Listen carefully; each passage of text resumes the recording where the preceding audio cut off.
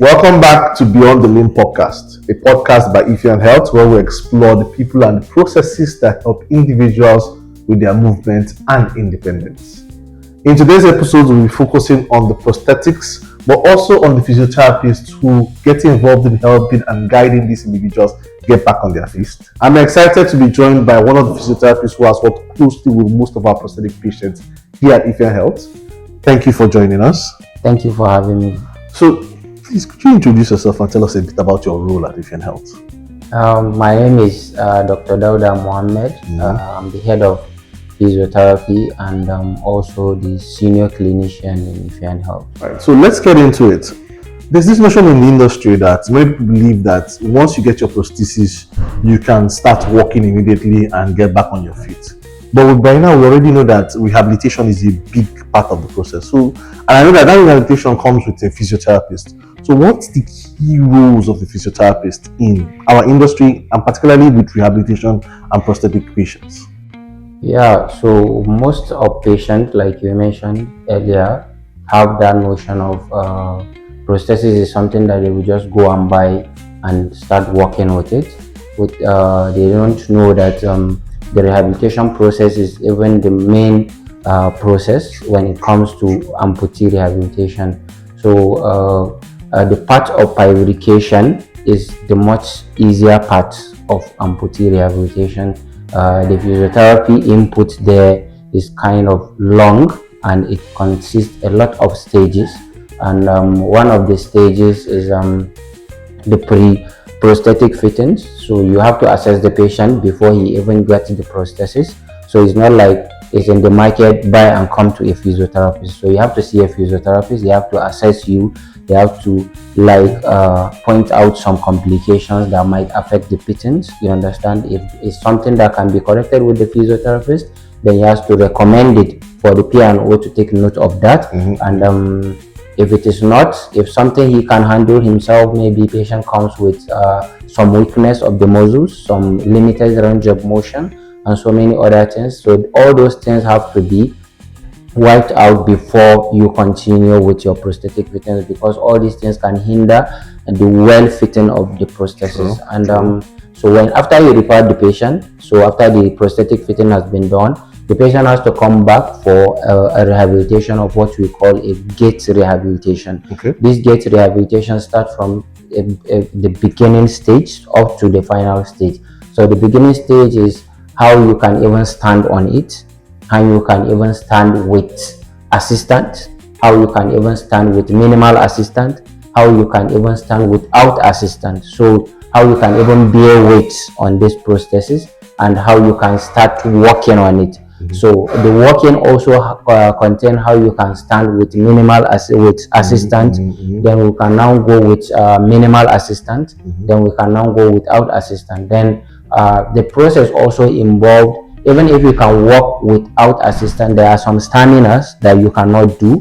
So all these things you have to be trained on how to do all these things before you can now be able to use the prosthesis well. So these are stages that you have to do, and there are some certain skills that we also have to teach the patient, like to the perturbation, how you climb a stairs, how you come down from a stairs, how you walk on a rough terrain, how you walk on a flat or incline or declining terrain. So there are a lot of stages that we have to look onto before we can now say that this patient is very good for prosthesis, or you can use his prosthesis without assistance or without supervision. So these are the stages. Thank you very much. Yeah. Okay. So Dr. Dauda, what makes the experience or the rehabilitation experience at IfeanHealth unique compared to other physiotherapy situations we might see outside? Yeah, so the uniqueness of rehabilitation in IfeanHealth when it comes to amputee rehabilitation is very obvious, because first is the professionals you have. You have well-trained professionals that are into amputee rehabilitation. They acquire so many training elsewhere. So this made them so unique when it comes to amputee rehabilitation. And IfeanHealth is not like other amputee fitting centers, because in IfeanHealth you see a lot of multidisciplinary professionals, and they work together in bringing out the good out of patients by giving out an efficient prosthesis. So one of this uniqueness is how we design prosthesis for a patient, and all cares are so personalized to a patient. We look onto patient and see what are his basic needs.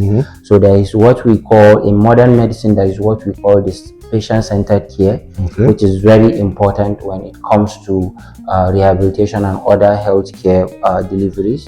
So the patient-centered care, you sit with the patient, you explain all the processes to the patient, and you now decide, you and the patient. The patient makes most of the decision. So he that makes him to accept what you are trying to give him. You understand? Because he kind of, I know all these things, and this is what I choose. So, and what he choose, normally he will accept it because he knows all the ups and downs that follows what he chooses. So this is part of uniqueness when it comes to IfeanHealth rehabilitation, and everything is well designed. We design a process and give it to you.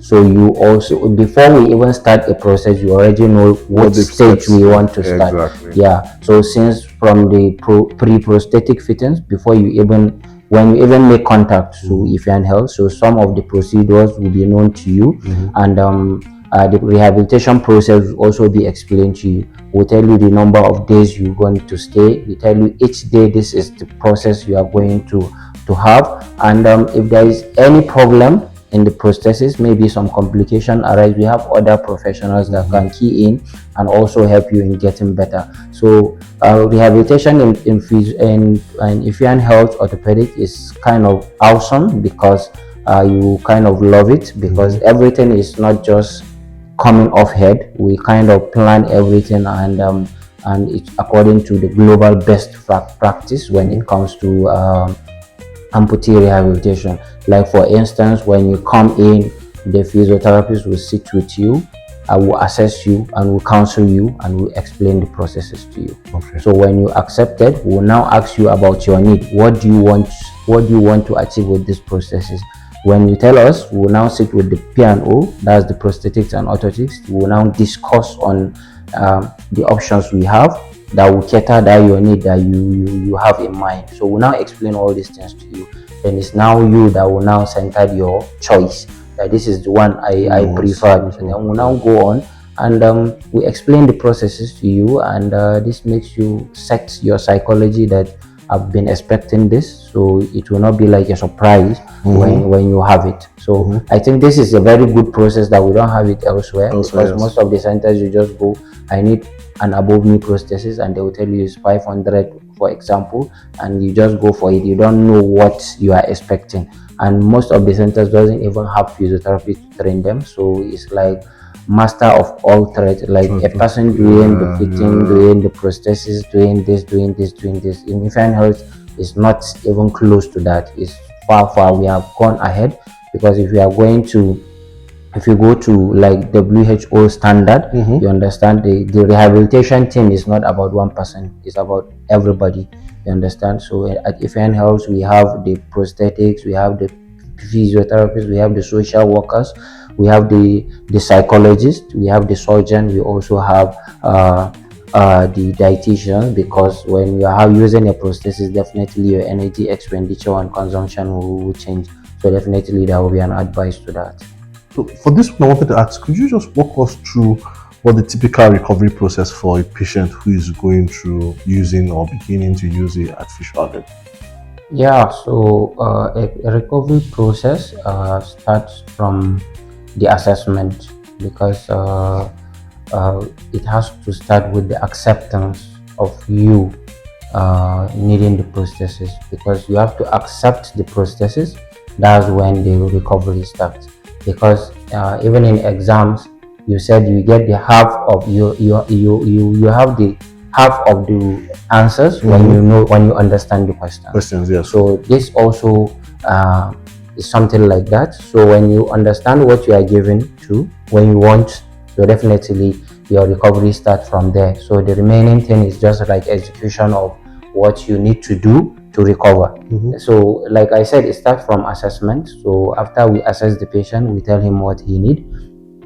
We make sure he accepts what the options we are giving to him. So when he accepted, then we'll now explain the process. When we explain the process, then it's now left for him to go for assessment, for fitting assessment, then the fitting, then the patient come back to us. So we'll now start the normal rehabilitation process, like the gait training, you understand, yes. and also how we can integrate him to his daily activities. Exactly. The activity of daily living. So what normally start is after the rehabilitation, the patient come back to us. Then what we start explaining to him is how to use the prosthesis. Number one, how to put it on, how to remove it, like wearing and donning, and also after that, then we'll now teach him how to work with it. And like I mentioned earlier, we'll start with the basic things like the balance and coordination training. We will teach the patient how to stand, you understand, so how to stand with assistant, how to stand without assistant, how to stand with minimal assistant. So when he can do that, then we'll now teach him how to do some perturbation training. When patient stand, you tell him to bend right, bend left, bend forward, you understand, do some like instant movement, like sudden change of position. So when he can do that without fear, then we now progress to how to start taking some steps. So when he start taking some steps, we do it in the beginning. We do it with maximal support, you understand, and then gradually we'll start graduating him. And at the beginning of the training, we don't ask the patient to do long steps, like to walk so long, because like the stump site is kind of using the normal skin that we know. But if you look at, like, let me say your palm on your legs, the skin there is kind of thick. It's not like the normal skin we have here. So this skin is made to adapt pressure. When you are putting all your weight on it, it adapts it. But when you are putting pressure on this, it can break because it is very delicate. It's not as hard as the one we have on the palm and other things. So we want the body to accept it gradually. So that's why we advise patients to train while working not more than 1 to 2 hours in a day at the beginning of the process, because when you are putting the weight, the body is now adapting to it, and the morphological and physiological changes will happen there. So at a point, you see the place is becoming darker, you understand, the skin is becoming like thicker and so many things. So that's how it accepts the procedure we have done to the patient. So to avoid the break and also something, because if we can do it in the best way, the patient will accept it. Because when you are doing this thing and you see that this thing is giving you some injuries, definitely you start having fear. Especially patients that are diabetic, they know that most of their amputation happens after a small wound or something like that. Infection enters and it leads to gangrene. So we do things that have procedures, even though there are new technologies that you don't even have to. The pressure points are so negligible, so they might not even break the skin when you have contact. So like I was saying, after the balance and coordination, then we'll move to the steps. The patient now start taking some steps with minimal with maximal support. Then as we are moving, you are reducing the steps, you are reducing the support. So we now move to minimal support. Maybe we'll start with a parallel bar. That's the first one that have maximal support. Then we'll now graduate a patient to using a walking frame. Yes, so after using a walking frame, then we'll now graduate a patient to using a walking stick. So after walking stick, then we'll now ask the patient to walk without walking stick, so he can walk freely, but we will now be minimizing his steps and the duration of how he walks on. So after you are good with walking without walking stick and anything, then we'll now start changing the terrain that you'll be using. We'll use a rough terrain, we'll use an inclined terrain, we'll use a declining surface, we'll use a stairs. You understand, all these things are to help you in adapting to change up terrain when you are going back to your normal environment that you want to you want to go. Okay. So, and after this there is what we call adaptation training, where after we have trained you on all those terrains, the rough, the incline, the climb, then we'll now do adaptation. Adaptation is in form of subject you to a long distance movement, where you will take you like a 1 kilometer, you walk around, you understand. So at that 1 kilometer, we make sure that you encounter all those types of terrain at the same point. Maybe you have to climb stairs, you do a rough terrain, you do a declining terrain, you do an inclined terrain, you understand. So this is what we call adaptation, and we do it like for 2 days. So it's after the adaptation we are now sure that you can walk in your environment. Then we'll now start doing the cosmetic covering. We'll now refer the patient back to P&O. They will do the cosmetic covering and close the prosthesis. Then they will now send them back to us. We'll now ask them to move again, so that we'll check whether there is change of alignment or there is something that is not good, and whether there is any complaint of pain, tightness when using the prosthesis, and so many other things. So this is what we assess basically. Then we'll now assess the acceptance of the patient after we finish. We make sure he accepted, but accepting the prosthesis at the beginning is quite different as accepting the prosthesis after we finish, because he might do what we explained to him might not be what he was thinking. You understand? So we have to now make sure that yes, was what explained to you is the same thing that you are seeing now. If he accepted, if he doesn't, then we have to now sit and explain to him, you understand, so that we make sure that he accepts. Because if he doesn't accept, immediately he reach when you just abandon it and he will not use it.